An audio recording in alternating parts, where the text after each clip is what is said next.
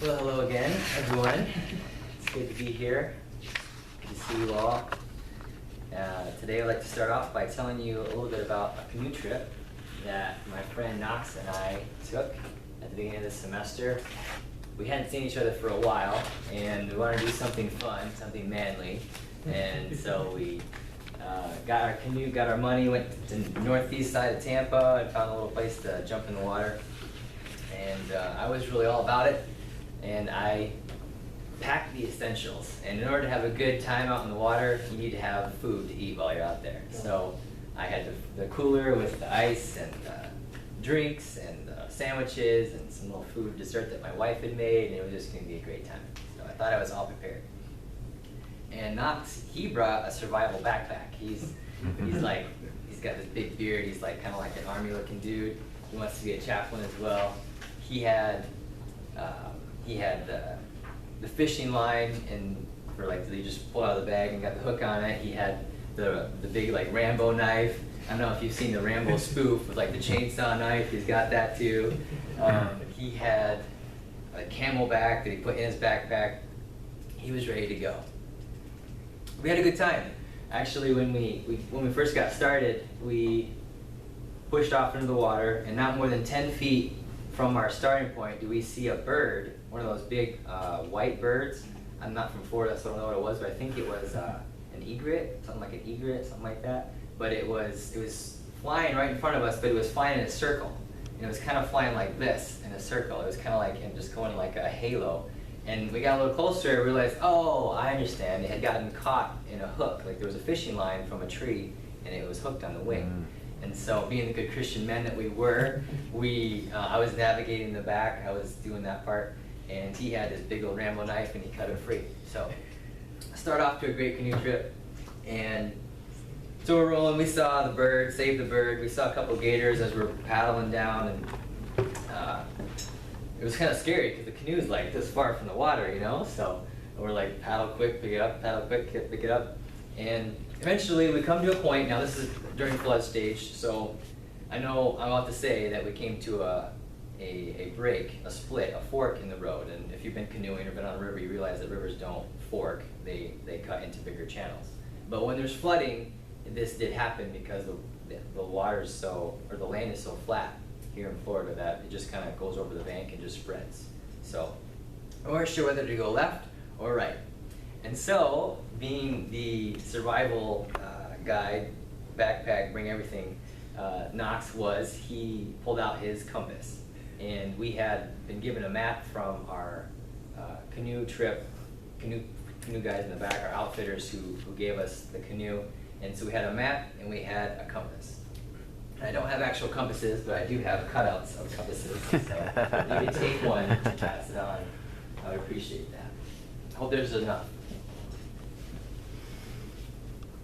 So as Christians today, we can get off track sometimes. As Christians, as pastors, aspiring pastors, and as just Christians in general, we can find ourselves in positions where we don't know what to do. We find ourselves in situations where we thought we were good, but we really start to second guess, what's our position, what's our role, why are we here in this moment?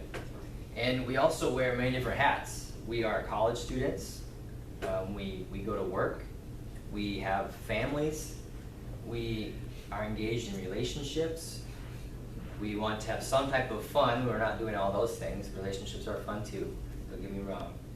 And despite all that, we grow in each one of those areas. We have different seasons of our life that we're in. We're not going to be the same person, hopefully, 10 years from now that we are today. So in each one of those functions, in each one of those hats that we put on, we need to remember what our purpose is, what our main purpose is. What's our function? We need that compass. We need something that we can look back at and say, okay, this is where I need to go. So if you bow your heads with me, I would love to pray.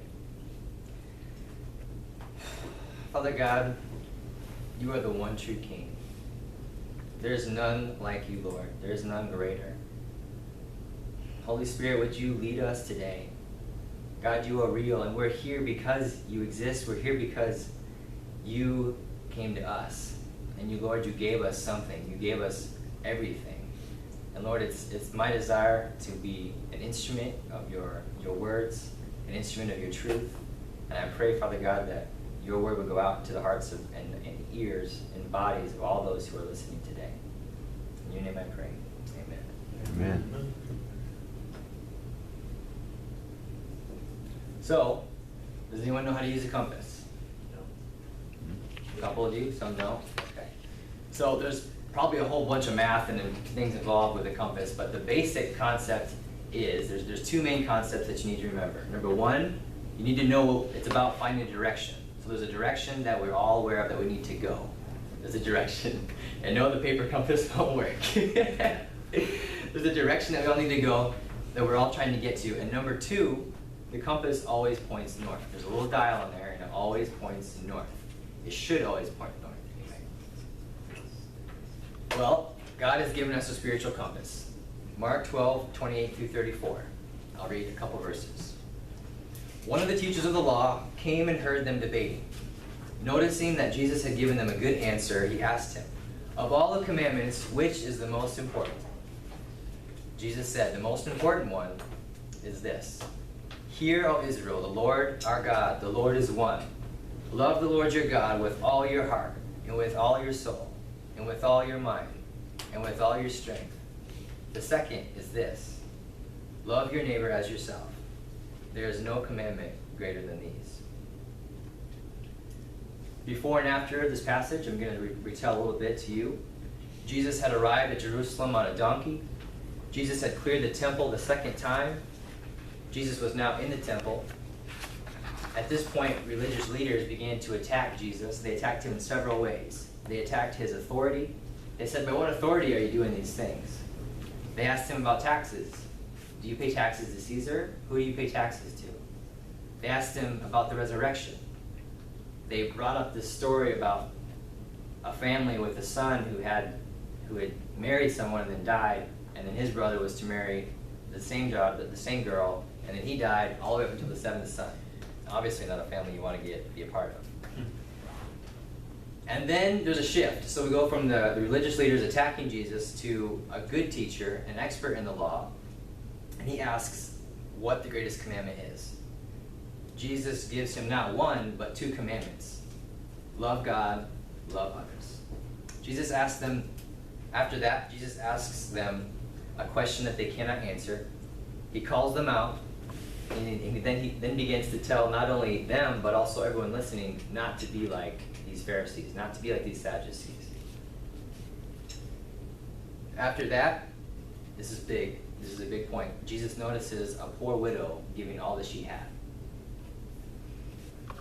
as a sacrifice, as a tithe. So what's the significance of this? God has given us a direction. Love God. Very simple. God has given us the instructions. Love others. If we think back to our compass, we all know the direction, and the compass, the instruction, is that turning north. Every time that compass, it turns north, that's our job, to love others. Your life as a Christian should be summed up in 4 words. If you think about it, that's pretty amazing. That we can take our entire life, no matter what situation we're in, and sum it up into 4 words. Love God, love others. As long as our compass is pointing north, we know we're going the right way. However, there are times when our compass gets faulty. The compass works based on the polarity of north and south. It works based on magnetism. It works basically those two concepts. I don't exactly know how it works, but it can be thrown off at times if you're too close to a piece of metal, too close to a computer. If you're not close to the magnetic poles in the earth, it can be thrown off for some reason. Sometimes there's too much iron in the rock, too much iron in the land, in the mountain, and it goes crazy. And likewise, we can get into those situations. We can become too focused on the college, whether if you're a college student, you become too focused on your homework. You can put that in priority over loving God, over loving people. So it's important that you make sure that you know that your compass is always working. But how do you know it's working? Well, we'll get there. God, the writer of Matthew, the writer of Mark, all three of them understood God working through Matthew and Mark. They understood what's real and what's fake. Today, that's a really big question. As a matter of fact, it's a really important question, especially for the world. For example, you walk into someone's house and they've got a sword on their wall. Oh, that's pretty cool. Is that real or is it an imitation? You want them to say, yeah, it's a real katana. You could open up a hole in the wall if you wanted to, but 9 times out of 10, it's going to be an imitation. A diamond ring. If you're going to go propose to your future wife, hopefully, don't get her an imitation one. You want it to be the real deal. It needs to be diamonds here.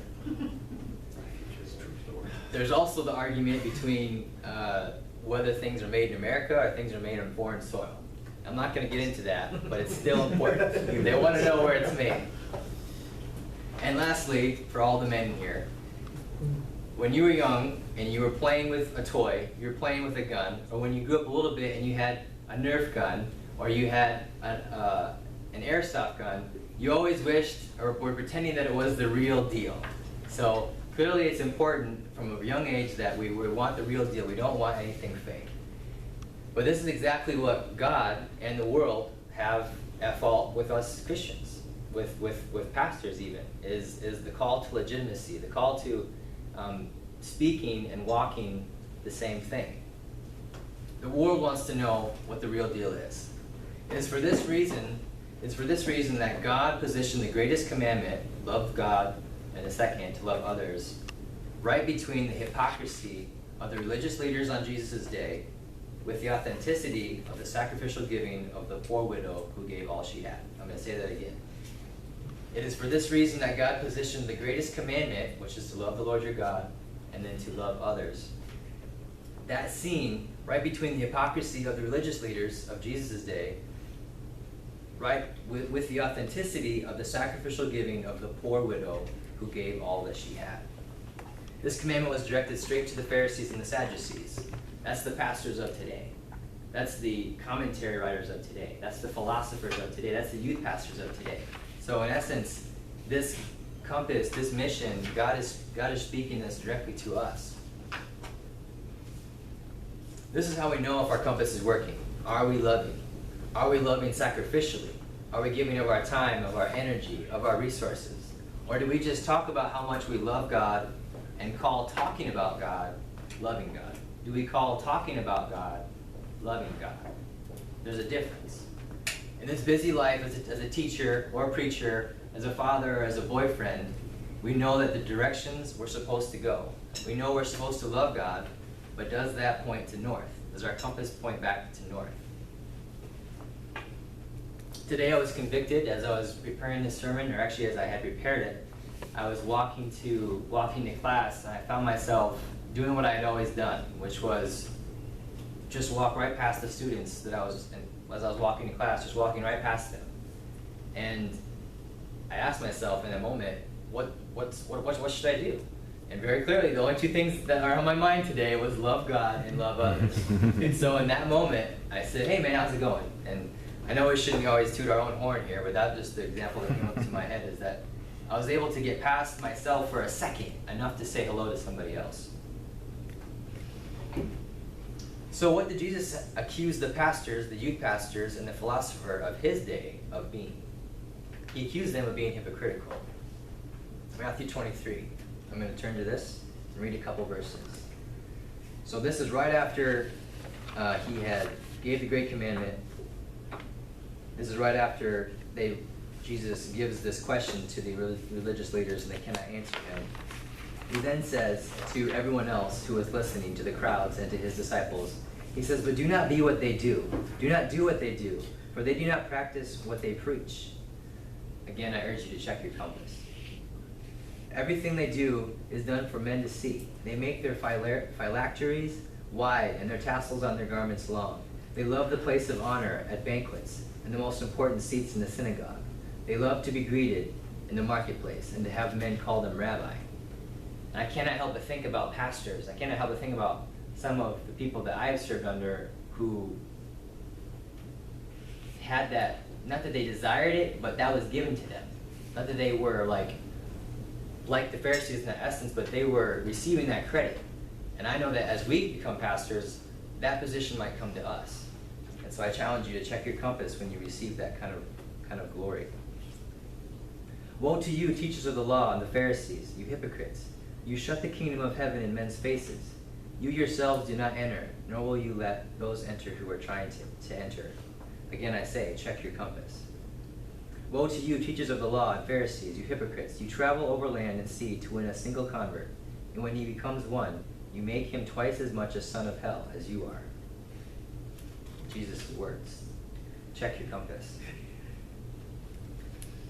You give tenth of your spices, mint and dill and cumin, but you have neglected the more important matters of the law, justice, mercy, and faithfulness. This hits me square in the head, square in the nose, because I go to church, and when I tithe, and I feel as though I have done my duty. And it's so much easier to put money in the plate than it is to sacrificially love and give everything, or give till it hurts, like the widow did. Again, I say, check your compass. And lastly, you clean the outside of the cup and the dish, but inside they are full of greed and self-indulgence. Blind Pharisee, first clean the inside of the cup and the dish, and then the outside will also be clean. And I can't help but think about pastors and people who come to church who are dressed nice, who look good, who put on the shoes. But I wonder, because I know my own sin, I wonder what we are hiding, because I know that when I put on the nice clothes and everything else, I look great, but I know that when I get to church, I don't talk about the sin that's in my life. So I know that it's there as well. So I know that's deep or harsh, or calling me out or calling you out, but in light of all this, Jesus is calling you and I to stay true. As a pastor, can you put your sermon preparation down in order to love someone? As a college student, can you acknowledge the person that's walking by you? I know there's millions of them, but the one that God, the Holy Spirit, puts on your heart to say hello to, can you say hello to that person? As a husband or a father, can you make time for your wife's needs over your own? And in the fun time, when everything else is said and done, and it's time to relax, what are you doing with your free time? Is it edifying the Lord? Is it going in the direction that God's called us to go? Is it loving Him? Jesus says, greater love has no man than he that lay down his life for his brother. I encourage us today to be led by the Holy Spirit. Whether you're canoeing with your best friend, whether you're walking down the mall and you see a complete stranger, whether you're filing taxes and you are dead tired, or whether you're watching a baseball game just reclining, I urge you to love the Lord with all your heart and lean not on your own understandings, but in all your ways acknowledge Him. I also encourage you to love the Lord with all your heart, with all your mind, with all your soul, with all your strength, and to love your neighbor as you love yourself.